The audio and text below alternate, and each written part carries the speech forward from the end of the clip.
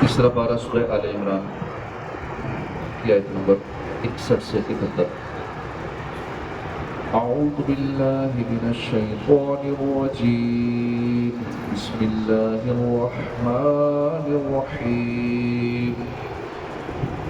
فمن حاجك فيه من بعد ما جاءك من العلم فقل تعالوا ندعو أبناءنا وأبناءكم ونساءنا ونساءكم وأنفسنا وأنفسكم ثم نبتهل فنجعل لعنة الله على الكاذبين۔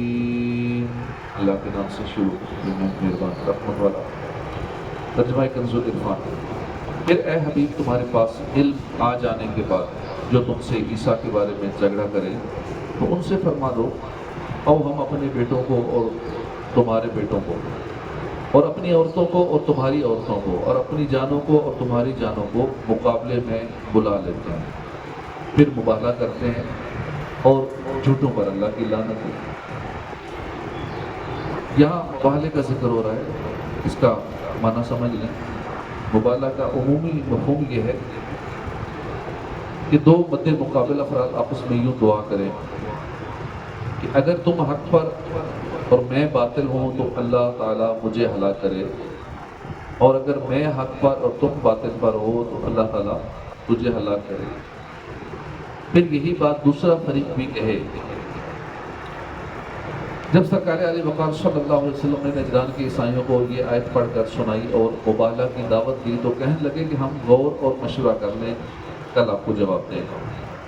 جب وہ جمع ہوئے تو انہوں نے اپنے سب سے بڑے عالم اور صاحب رائے شخص عاقب سے کہا، اے عبد المسیح، مباہلہ کرنے کے بارے میں آپ کی کیا رائے ہے؟ اس نے کہا، اے نصارہ کی جماعت، تم پہچان چکے ہو کہ محمد نبی مرسل تو ضرور ہیں، اگر تم نے ان سے مباہلہ کیا تو تم سب ہلاک ہو جاؤ گے۔ اب اگر نصرانیت پر قائم رہنا چاہتے ہو تو انہیں چھوڑ دو اور گھروں کو لوٹ جاؤ۔ یہ مشورہ ہونے کے بعد وہ رسول کریم صلی اللہ علیہ وسلم کی خدمت میں حاضر ہوئے تو انہوں نے دیکھا کہ حضور صلی اللہ علیہ وسلم کی گود میں تو امام حسین ہے اور دستے مبارک میں امام حسن کا ہاتھ ہے، اور حضرت فاطمہ اور حضرت علی کرم اللہ تعالیٰ وجہ کریم حضور کے پیچھے ہیں، اور حضور پر نور صلی اللہ علیہ وسلم ان سب سے فرما رہے ہیں کہ جب میں دعا کروں تو تم سب آمین کہنا۔ نجران کے سب سے بڑے عیسائی پادری نے جب ان حضرات کو دیکھا تو کہنے لگا، اے جماعت نصارہ، میں ایسے چہرے دیکھ رہا ہوں کہ اگر یہ لوگ اللہ عز و جل سے پہاڑ کو ہٹا دینے کی دعا کریں تو اللہ پاک پہاڑ کو اپنی جگہ سے ہٹا دیں۔ ان سے مباہلہ نہ کرنا ورنہ ہلاک ہو جاؤ گے، اور قیامت تک روز زمین پر کوئی عیسائی باقی نہ رہے گا۔ یہ سن کر نصارہ نے سرکار کائنات صلی اللہ علیہ وسلم کی خدمت میں عرض کیا، یہ مباہلہ تو ہماری رائے نہیں ہے۔ آخر کار انہوں نے جزیہ دینا منظور کیا مگر مباہلہ کے لیے تیار نہ ہوئے۔ سرکار علی وقار صلی اللہ علیہ وسلم نے فرمایا کہ اس ذات کی قسم جس کے دستے قدرت میں میری جان ہے، نجران والوں پر عذاب قریب آ ہی چکا تھا۔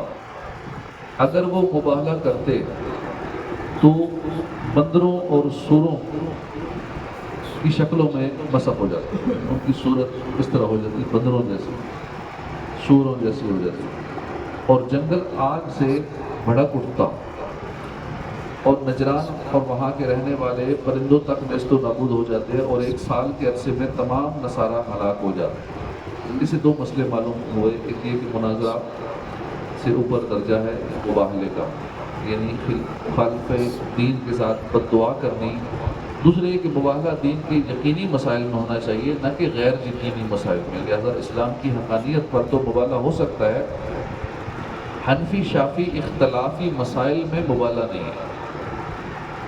إِنَّ هَذَا لَهُوَ الْقَصَصُ الْحَقُّ وَمَا مِنْ إِلَٰهٍ إِلَّا اللَّهُ وَإِنَّ اللَّهَ لَهُوَ الْعَزِيزُ الْحَكِيمُ فَإِن تَوَلَّوْا فَإِنَّ اللَّهَ عَلِيمٌ بِالْمُفْسِدِينَ۔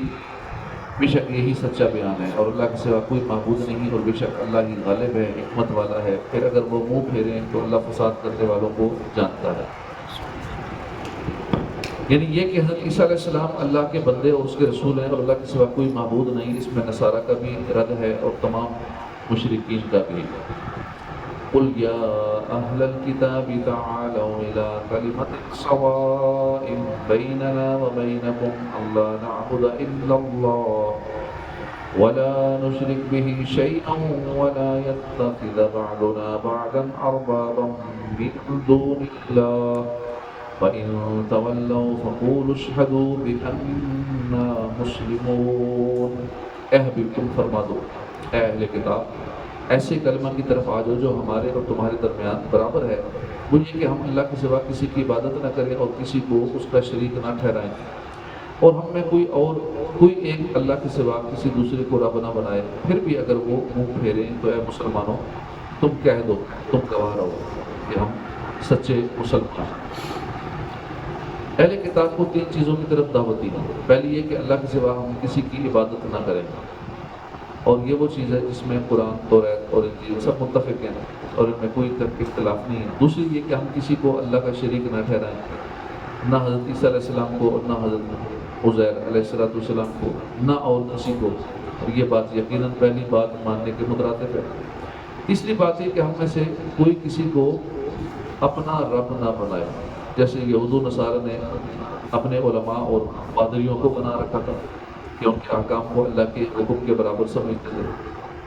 اس آیت میں اختلاف ختم کرنے کا ایک عمدہ طریقہ بیان کیا ہے کہ جو مشترکہ اور متفقہ چیزیں ہیں انہیں طے کر لیا جائے تاکہ اختلافی امور ممتاز ہو جائیں اور ان کی تعداد کم ہو جائے اور بحث صرف انہی پر منحصر رہے۔ ورنہ ہوتا یہ ہے جب بحث کی جاتی ہے تو کبھی اختلافی موضوع زیر بحث آتا ہے اور کبھی اتفاقی پر بحث شروع ہو جاتی ہے، حالانکہ وہ ایسی چیز ہوتی ہے کہ دونوں اس پہ اتفاق کر رہے ہوتے ہیں لیکن اس پہ بحث چل رہی ہوتی ہے، اور آخر میں کہتے نہیں ہم بھی تو یہ کہتے تھے، دونوں کو یہی نظریہ ہوتے ہیں، اتنی دیر بحث کر کے وقت ضائع کرنے کا فائدہ۔ یا اہل الکتاب لما تحاجون فی ابراہیم وما انزلت التوراۃ والانجیل الا من بعدہ افلا تعقلون۔ اے اہل کتاب تم ابراہیم کے بارے میں کیوں جھگڑتے ہو حالانکہ توریت اور انجیل تو اتری ہی ان کے بعد ہے، تو کیا تمہیں عقل نہیں؟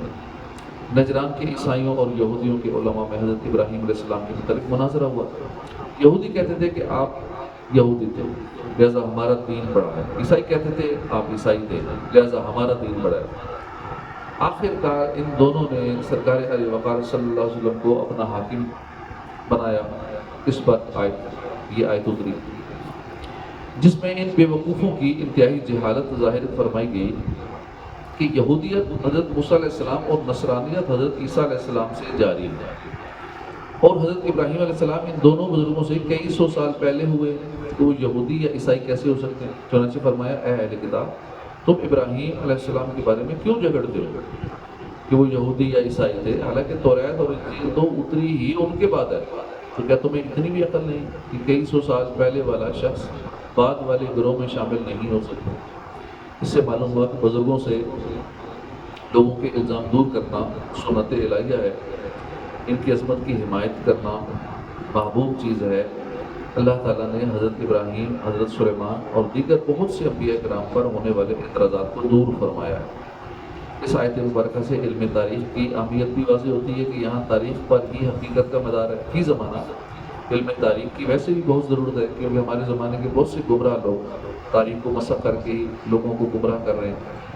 یوں ہی علم اسماء و رجال حقیقتاً تاریخ پر ہی دار و مدار رکھتا ہے۔ اس قوموں کے عروج و زوال اور اس کے اسباب تاریخ ہی سے معلوم ہوتے ہیں۔ البتہ اپنے طور پر ہر ایک کو تاریخ کی اجازت نہیں، کیونکہ موجودہ تاریخ میں بہت سی گمراہ کن باتیں شامل ہیں۔ بے علم آدمی پڑھے گا تو مارا جائے گا، کسی مستند عالم کی رہنمائی میں تاریخ پڑھنی چاہیے۔ ہا انتم ہؤلاء حاججتم فیما لکم بہ علم فلم تحاجون فیما لیس لکم بہ علم واللہ یعلم وانتم لا تعلمون ما كان إبراهيم يهوديا ولا نصرانيا ولكن كان حنيفا مسلما وما كان من المشركين. سن لو، تم وہی لوگ ہو جو پہلے اس معاملے میں جھگڑتے تھے جس کا تمہیں علم تھا، اب اس میں کیوں جھگڑتے ہو جس کا تمہیں علم ہی نہیں اور اللہ جانتا ہے اور تم نہیں جانتے. ابراہیم نہ یہودی تھے نہ عیسائی تھے، بلکہ وہ ہر باطل سے جدا رہنے والے مسلمان تھے اور مشرکوں میں سے نہ تھے. اس آیت اور اس کے بعد والی آیت کا خلاصہ یہ ہے کہ یہ تم ہی ہو کہ تمہاری کتابوں میں نبی آخر الزمان صلی اللہ علیہ وسلم کے ظہور اور آپ کی نعت و صفت کا بیان موجود ہے. اس کے باوجود تم حضور صلی اللہ علیہ وسلم پر ایمان نہ لائے اور تم نے اس میں جھگڑا کیا. تو جب معلوم باتوں میں تم جھگڑا کرتے ہو تو ان باتوں میں کیوں جھگڑتے ہو جن کا تمہیں علم ہی نہیں.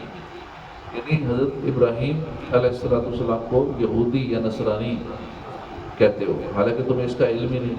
اور حقیقت حال یہ ہے کہ کسی یہودی یا نصرانی یا مشرکہ اپنے آپ کو حضرت ابراہیم علیہ السلام کا پیروکار کہنا درست نہیں، کیونکہ وہ نہ یہودی تھے نہ عیسائی تھے نہ مشرک تھے، بلکہ ہر باطل سے جدا تھے، خالصتاً اللہ کے فرما بردار مسلمان بندے تھے. ان اولى الناس بابراہیم للذین اتبعوه وهذا النبی والذین آمنوا واللہ ولی المؤمنین. بے شک سب لوگوں سے زیادہ ابراہیم کے حقدار وہ ہیں جو ان کی اتباع کرنے والے ہیں، اور یہ نبی اور ایمان والے اور اللہ ایمان والوں کا مددگار ہے. اوپر کی آیات میں بیان ہوا کہ کسی یہودی یا نصرانی یا مشرک کا اپنے آپ کو حضرت ابراہیم علیہ السلام کا پیروکار کہنا درست نہیں، کیونکہ وہ نہ یہودی تھے نہ عیسائی تھے نہ مشرک، بلکہ ہر باطل سے جدا تھے، خالصتاً اللہ کے فرما بردار مسلمان بندے تھے. اس کے بعد فرمایا کہ لوگوں میں حضرت ابراہیم علیہ السلام کے سب سے زیادہ قریب وہ لوگ ہیں جو ان کے زمانہ نبوت میں ان پر ایمان لائے اور ان کی شریعت پر عمل پیرا رہے. اور پھر حضرت ابراہیم علیہ السلام کے قریب یہ نبی محمد مصطفیٰ صلی اللہ علیہ وسلم اور ان کے امتی ہیں. ان اول الناس بابراہیم، اس آیت سے 3 مسئلے معلوم ہوئے. نبی سے قرب ان کی اطاعت سے حاصل ہوتا ہے، نہ کہ محض ان کی اولاد ہونے سے. چنانچہ کنعان حضرت نوح علیہ السلام سے قریب نہ ہو سکا کیونکہ وہ کافر تھا. مسلمان ہی سچے ابراہیمی ہیں، چنانچہ اس لیے تمام ابراہیمی سنتیں اسلام میں موجود ہیں، جیسے حج، قربانی، ختنہ، داڑھی وغیرہ.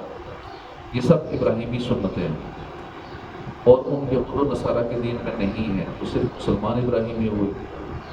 بزرگوں کی نسبت اللہ کی اعلیٰ نعمت ہے، جیسے یہاں آیت میں حقانیت کی علامت حضرت ابراہیم علیہ السلام سے صحیح نسبت اور تعلق کو بیان فرمایا ہے.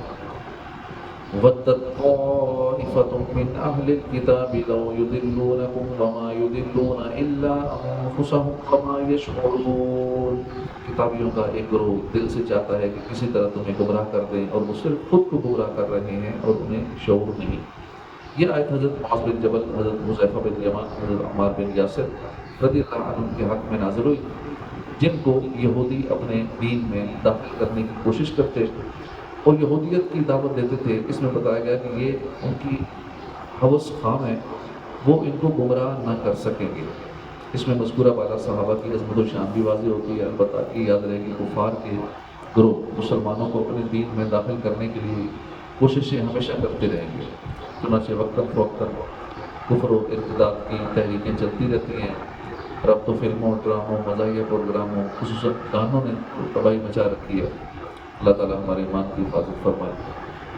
یا اہل الکتاب لم تکفرون بآیات اللہ وانتم تشہدون. اے کتابیوں، اللہ کی آیتوں کے ساتھ کفر کیوں کرتے ہو حالانکہ تم خود گواہ ہو. اہل کتاب سے فرمایا گیا کہ اے کتابیوں، تم اللہ کی آیتوں کے ساتھ کیوں کفر کرتے ہو حالانکہ تم خود اپنی کتابوں توریت انجیل سے پڑھ کر قرآن اور محمد مصطفیٰ صلی اللہ علیہ وآلہ وسلم کی حقانیت کے گواہ ہو، اور تمہاری کتابوں میں سرکار دو عالم صلی اللہ علیہ وسلم کی نعت و صفت موجود ہے، اور تم جانتے ہو کہ وہ نبی برحق ہے اور ان کا دین سچا دین ہے. یا اہل الکتاب لم تلبسون الحق بالباطل وتکتمون الحق وانتم تعلمون. اے کتابیوں، حق کو باطل کے ساتھ کیوں ملاتے ہو اور حق کیوں چھپاتے ہو حالانکہ تم جانتے ہو. فرمایا کہ کتابی اپنی کتابوں میں تحریف و تبدیل کر کے حق کو باطل کے ساتھ کیوں ملاتے ہو اور ذاتی مفادات کے لیے حق کیوں چھپاتے ہو، حالانکہ تم جانتے ہو کہ یہ نبی حق ہیں اور تم غلطی پر ہو۔ صدق اللہ العظیم۔ صلی اللہ علیہ وسلم۔